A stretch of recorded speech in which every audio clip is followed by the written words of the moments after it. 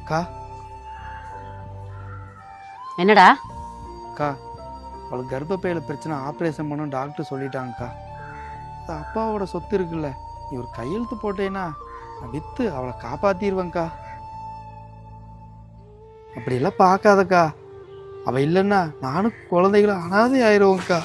டேய் குடுற பேப்பரை குடுற.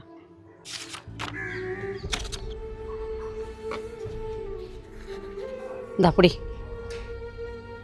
என்னக்கா திடீர்னு?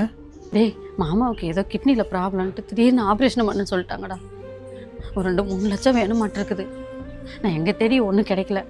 நம்ம அப்பா சொத்து இருக்குல்ல, அது ஒரே ஒரு கையெழுத்து மட்டும் நீ போடுறா. இப்போதைக்கு விற்று மாமாவை நான் சரி பண்ணிடுறேன்டா. மாமா நல்லாயி வந்தோன்னையும் எங்கிட்டாவது உனக்கு ரெடி பண்ண நான் காசு கொடுத்துறேன் சாமி. அக்கா எப்போ பார்த்தாலும் சொத்து சொத்துன்னு பேசிட்டே இருக்கீங்க. அந்த சொத்து இருக்கிறத உங்களுக்கு கண்ணை உறுத்துதா? சொத்தெல்லாம் இப்போ விற்கிற ஐடியாலாம் இல்லை.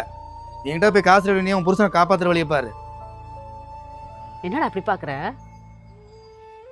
இழப்போட வலி இழந்தவங்களுக்கு மட்டும்தான் தெரியும் அது எவ்வளோ வலிக்கும் அப்படின்னு. நான் தான் என் புருஷனை விட்டுட்டேன் காப்பாற்ற முடியாமல். நீயாவது உன் பொண்டாட்டியை காப்பாற்றி நிம்மதியாக இருக்க பாரு. போ